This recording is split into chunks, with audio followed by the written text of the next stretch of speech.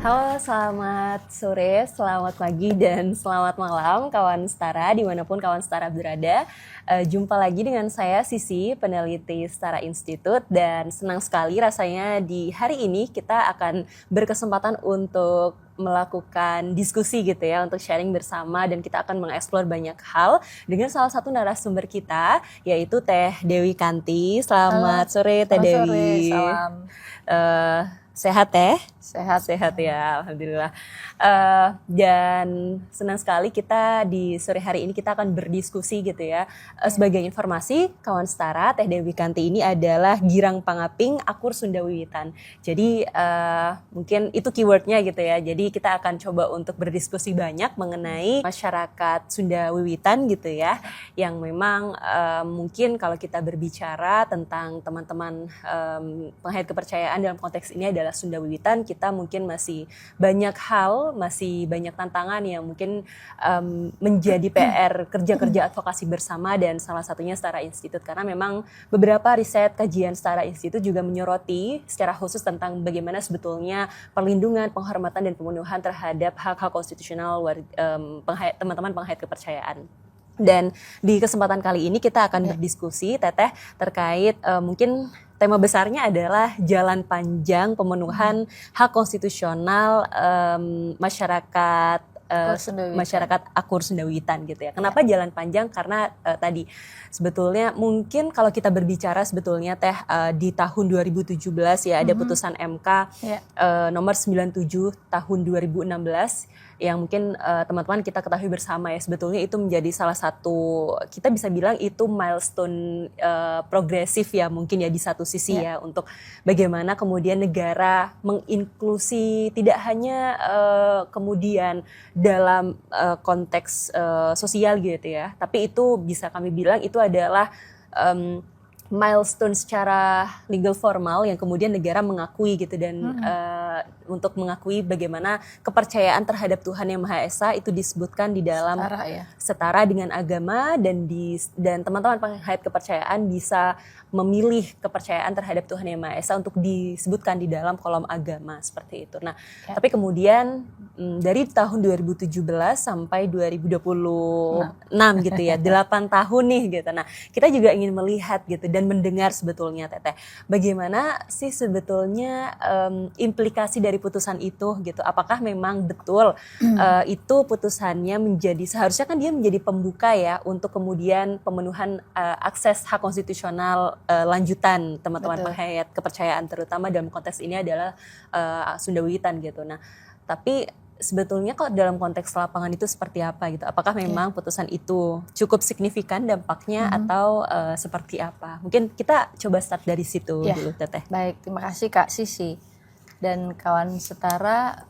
Saya ingin mengawali dengan memantik ingatan bersama kita bahwa pada saat memperjuangkan judicial review Undang-Undang Administrasi Kependudukan, itu para pengajunya adalah kebanyakan para penganut agama leluhur ya.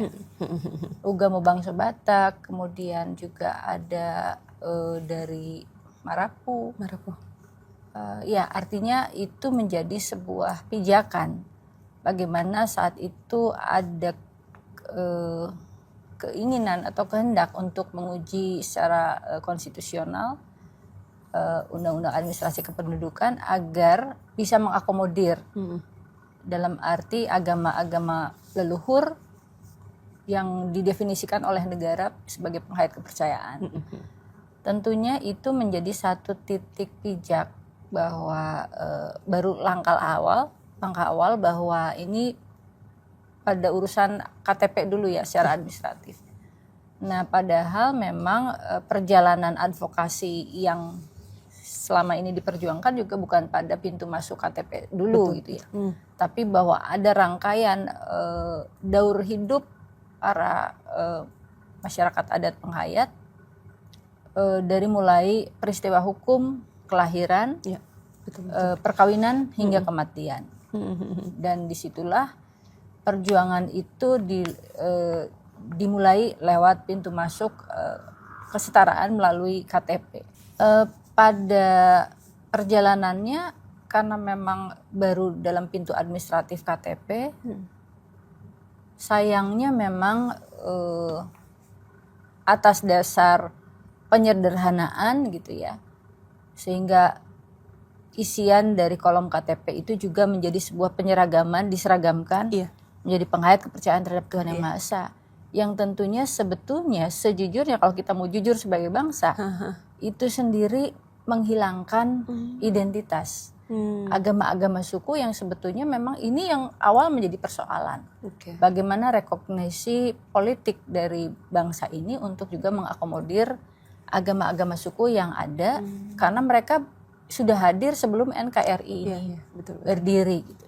Dan memang lewat negosiasi mungkin ya, negosiasi para pihak bahwa untuk sementara dianggapnya kan ini terima dulu gitu ya, tapi untuk sebuah pemenuhan, perlindungan dan pengakuan negara itu memang kayak kalau saya istilahkan bayar tapi dicicil gitu.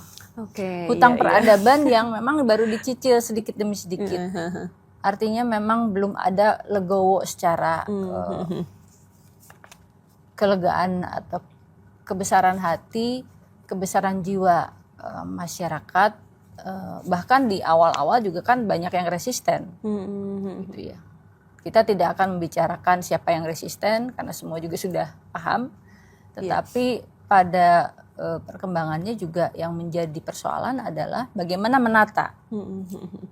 Kami tidak memungkiri bahwa negara memiliki hak untuk mengatur warga negara, tetapi yang kami sayangkan mengapa dalam upaya-upaya pengaturan administratif itu akhirnya merentankan identitas dan kecerdasan, identitas atau ekspresi tradisi ya, yang di dalam ritual atau pelaksanaan ekspresi religiusitas itu juga hilang, nama saja dihilangkan gitu ya, menjadi diseragamkan, sehingga identitas kultural yang menjadi wajah kebinekaan Indonesia itu juga hilang. Dan secara khusus bagi komunitas Akur Sunda Wiwitan juga, karena ini perjuangan panjang, kami maknai sebagai perjuangan lintas generasi. Setidaknya kami sudah 4 generasi, 80 tahun Indonesia merdeka, masih berjibaku dengan pengakuan dari negara. Rekognisi secara politik, karena kami selalu dihadapkan dengan upaya-upaya politik identitas penyeragaman lagi-lagi ya. Satu hal kalau dulu digiring untuk menjadi mengakui salah satu agama betul. Mainstream. Kalau saat ini kami memang diarahkan untuk dalam tanda kutip berorganisasi untuk mendapatkan pengakuan legal standing. Meskipun lewat organisasi itu seolah-olah kami tidak akan tercemar dengan nilai-nilai ajaran, tetapi buat kami itu adalah sebuah tindakan yang manipulatif. Karena sejujurnya identitas-identitas kultural itulah yang harus dikuatkan oleh negara sebagai hak tradisional yang harus melekat pada ekspresi spiritualitas, religiusitas yang menjadi akar jati diri bangsa kita.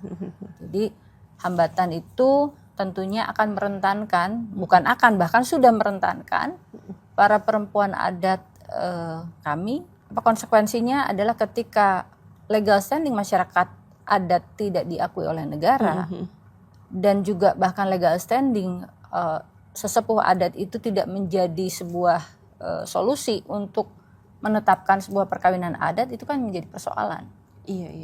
Padahal kami juga melihat inkonsistensi dari kebijakan di level pusat. Satu sisi Dirjen Kebudayaan pada tahun 2017-2018 saya lupa ya, itu sudah memberikan anugerah kebudayaan kepada sesepuh adat kami sebagai pelestari adat Sunda Wiwitan. Tapi ketika kami ingin memperjuangkan pengakuan sesepuh adat kami sebagai pemangku adat, itu tidak diberikan oleh di level direktorat gitu ya. Jadi ini ambigu, kebijakan yang ambigu yang sebetulnya dalam satu kementerian sendiri tidak ajak gitu ya. Iya. Ketika dirjen melalui menterinya juga memberikan penetapan anugerah kebudayaan kepada sesepuh adat sebagai pelestari adat Sunda Wiwitan, artinya itu kan pengakuan politik ya. Iya. Tetapi tidak diteruskan oleh tim teknisnya Secara ini ya. direktorat terkait untuk menetapkan sebuah legal standing bagi pemuka adat untuk memberikan legitimasi pada peristiwa hukum adat, peristiwa perkawinan, karena bagaimanapun itu ada peristiwa hukum yang berakibat hukum, di mana peristiwa perkawinan itu akan berdampak panjang terhadap status hukum anak, istri, dan ketika legal standing kami masih terhambat dengan alasan administratif yang formal, maka keadilan substantif bagi masyarakat adat kami, terutama perempuan dan anak, itu terabaikan. Oke. Ada kasus yang menurut kami penting kami sampaikan, bahwa karena negara lalai tidak mau mencatat peristiwa perkawinan adat, ada beberapa perempuan adat yang menikah dan akhirnya karena takdir suaminya meninggal, sampai suaminya meninggal negara tidak menerbitkan surat nikah, dan begitu pula ketika perkawinan kedua, karena itu kodrat ya, takdir, suaminya juga wafat dan perkawinan kedua tidak ada catatan nikah. Juga. Artinya ini hutang peradaban bangsa ini yang sudah mengkhianati kemanusiaan dari perempuan adat Sunda Wiwitan. Bagaimana tanggung jawab negara untuk memulihkan hak-hak konstitusional perempuan adat ini, bahkan kerentanan untuk kehilangan hak waris dari suaminya yang meninggal gitu ya. Ketika status hukum saja tidak diberikan oleh negara, padahal dia harus mendidik dan membesarkan anak-anaknya, artinya tanpa status hukum yang jelas dari keluarga suaminya. Dan ini buat saya adalah kejahatan sistemik yang memang tidak mau diakui oleh negara, dalam hal ini aparatur, yang sebetulnya harus bisa mengukur resiko bahwa ketika ada peristiwa hukum yang tidak dicatatkan negara, itu dampaknya panjang. Betul. Iya. Jadi ya kami ingin mengingatkan, memantik saja ingatan bersama kita bahwa sebetulnya tujuan ketika memberikan upaya judicial review Adminduk itu adalah para pihaknya juga adalah para penganut agama-agama leluhur. Iya. Tetapi serta-merta keputusannya adalah menjadi sebuah penyeragaman gitu ya. Tapi Teteh, punten, berarti apakah menurut Teh Dewi sebaiknya itu di kolom agama itu ya sudah sesuai dengan identitas kita gitu? Atau misalnya ketika kita adalah Sunda Wiwitan, berarti di kolom agama itu ya sudah tanpa harus diseragamkan menjadi semuanya ya, jadi sama kepercayaan terhadap Tuhan Yang Maha Esa gitu. Tapi memang letter luck kita tulis saja gitu, Sunda Wiwitan gitu. Atau seperti apa sebetulnya kalau menurut Teh Dewi idealnya? Sepertinya memang ada alasan yang dibuat-buat ketika seolah-olah agama suku itu dicatatkan dalam KTP, itu akan merepotkan. Iya, karena saking banyaknya ya, sekian ratus. Tetapi itu kan sebetulnya tergantung pada tujuan. Betul. Apakah itu hanya untuk merepotkan negara atau justru menguatkan identitas bangsa? Kalau posisinya adalah justru menguatkan identitas bangsa, itu adalah hak juga gitu. Betul. Bagaimana kesetaraan itu terjadi sesuai dengan pengakuan yang diyakini oleh warga negara.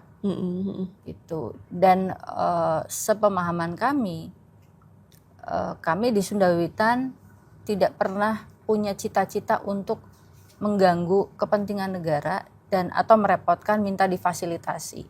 Tapi justru dengan menjamurnya organisasi-organisasi bentukan, itu sejatinya hanya akan merepotkan negara, hanya nunggu fasilitasi negara untuk dapat dukungan gitu. Padahal dalam berkeyakinan, spiritualitas, religiusitas, kita hendaknya tidak tergantung pada fasilitasi negara.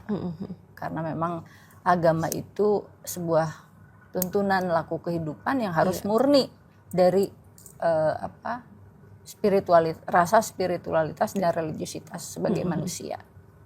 Iya, Teteh mungkin bisa koreksi saya kalau salah gitu ya. Berarti apakah sebetulnya dengan adanya penyeragaman itu gitu, kemudian negara seolah dalam tanda kutip memaksa untuk penghayat kepercayaan itu berorganisasi, padahal sebetulnya yang tadi Teteh sampaikan gitu ya, nilai-nilai atau ya nilai-nilai spiritualitas itu tidak kemudian selalu harus diinstitusionalkan seperti itu. Betul. Gitu. Nah, sementara ya itu tadi untuk beberapa mungkin teman-teman penghayat kepercayaan yang memilih untuk misalnya ya sudah hidup saja dalam nilai-nilai sehari-hari tanpa harus diinstitusionalisasi, apakah kemudian itu akhirnya berdampak itu tadi tercederainya gitu misalnya hak-hak konstitusional karena itu tadi harus berorganisasi gitu, padahal semestinya ya nilai agama itu beyond itu kan, tidak sebatas dalam tidak sebatas dalam satu lingkup organisasi gitu. Apakah seperti itu berarti Teta yang sekarang terjadi? Iya, karena memang bila kita memahami dan memaknai ya, jebakan-jebakan menjadi materialisme itu yang sejatinya merusak tujuan dari religiusitas dan spiritualitas. Dan kalau kita mau setara, adil dalam pelayanan pada warga negara, sebetulnya apakah di agama lain yang mainstream ketika perkawinan itu berlangsung, apakah ditanya atau diarahkan untuk harus berorganisasi dulu? Ya tidak sih. Apakah ketika seorang Muslim itu ditanya dulu NU atau Muhammadiyah atau Syiah? Kenapa untuk elemen penganut agama leluhur dan para penghayat itu harus ada perlakuan yang berbeda ya? Ada perlakuan yang berbeda. Iya, berarti kan ada apa gitu kan? Berarti selama ini ketika teman-teman penghayat, terutama Sundawitan ya, hendak melangsungkan perkawinan itu selalu ditanyakan berarti terlebih dahulu Teh? Ya kan menjadi prasyarat gitu kan, harus ada pemuka organisasi yang bisa adat. Bukan pemangku adat, bahkan harus pemuka organisasi yang pemuka organisasi berarti pemuka penghayat yang artinya berorganisasi. Padahal berorganisasi itu adalah hak bukan kewajiban. Iya, betul. Tidak boleh mengurangi hak-hak dasar yang berdampak gitu kan. Betul.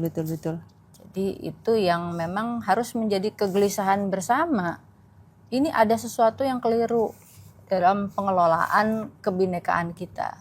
Tapi akhirnya selama ini Teteh mungkin dalam konteks yang tadi ya 3 peristiwa hukum ya, kelahiran, perkawinan dan juga bahkan kematian seperti itu juga di tiap-tiap itu juga mengharuskan adanya prasyarat berorganisasi tadi berarti ya Teteh ya?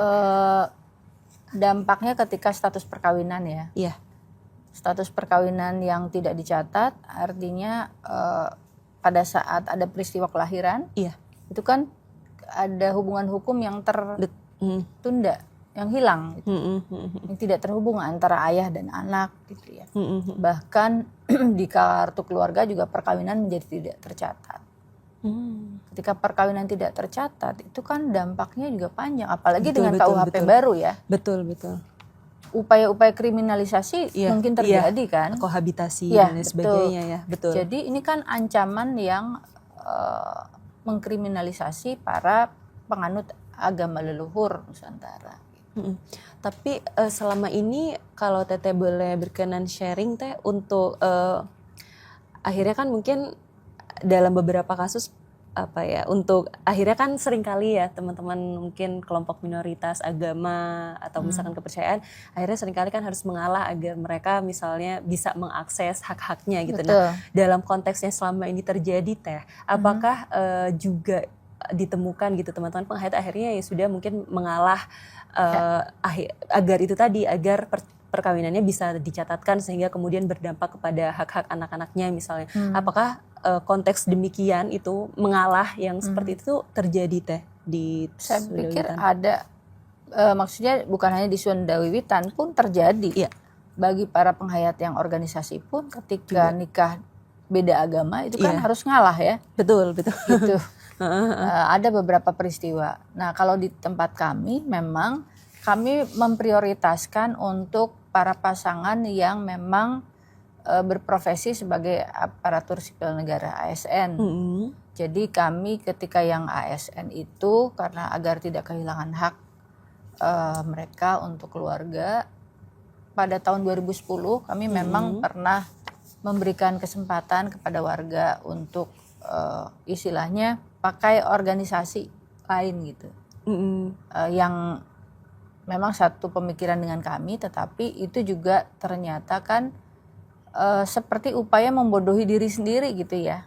Bagaimanapun kalau kita berpikir tentang kesetaraan, harusnya dan etika dalam sebuah keadaban di dalam hukum adat itu, analoginya seperti ini. Kami masih punya orang tua yang bisa dan mampu, tapi atas nama persoalan administratif negara, kami harus minjem orang tua tetangga untuk bisa menikahkan kami. Maka itu beradab atau beretika.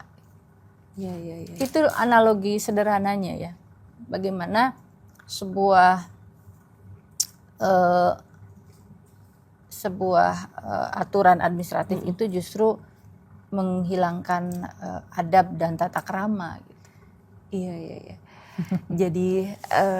Jadi betul sih kayak yang tadi mungkin Teteh bilang ya, akhirnya kita memanipulasi Data. ya, mohon maaf ya, jadi memanipulasi data. Tapi ya itu adalah mungkin bisa dibilang ya itu dampak konsekuensi dari bagaimana mungkin kalau saya bilang negara melakukan ya pembiaran gitu loh, dan atau justru malah kalau kita bilang konteks pelanggaran HAM kan berarti negara justru melakukan tindakan atau violation by commission gitu ya, justru melakukan tindakan gitu untuk itu. Dan mungkin ternyata ya mungkin di awal tadi saya sempat bilang ya Teteh ya, bahwa putusan MK itu menjadi satu milestone progresif gitu, tapi ternyata kalau kita kulik lebih dalam ternyata tidak sesimpel itu ya Teh, ternyata juga perjalanannya masih panjang gitu ya Teh ya. Dan tapi mungkin terakhir Teteh, sebelum kita mungkin akhiri gitu ya sesi ini, untuk saya ingin bertanya dan penasaran terkait dengan